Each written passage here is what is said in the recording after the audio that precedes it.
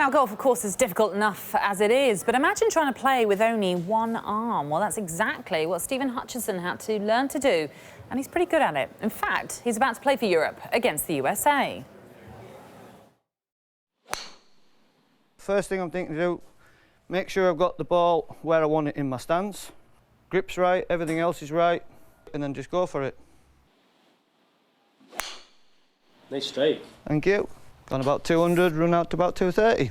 While golf's elite prepare for the biggest team event in world golf, the Ryder Cup, Steven Hutchinson is preparing to represent Europe in the one-armed equivalent. The 50-year-old golfer lost the use of his right arm after a motorbike accident 11 years ago. When it first happens, you think to me, oh, this is my life over. I just said, I'm not going to stop. I just said, right, I've lost the use of one arm, I'm going to go and have a go with one hand.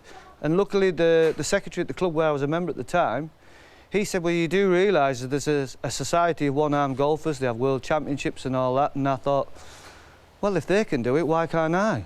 Steven played off a handicap of 5 before his accident, but after learning to play the game from scratch again, he now plays off 7. The best part of my game is definitely my chipping. I mean, some of the tour pros who can't chip with 2 hands have tried doing it with 1 hand, and I think there's less to worry about almost. So some par 4s you might not get to the green in 2, but if you can chip it close and walk in 1 putt and you walk off with a par, you get your pars that way. He's an inspiration. Watch him on the driving range. How he gets his aggression and distance from one arm, it's wonderful. He travels to India and Wales, where his wife will caddy for him, as Steven and his team look to give Darren Clark and co a boost ahead of Hazeltine.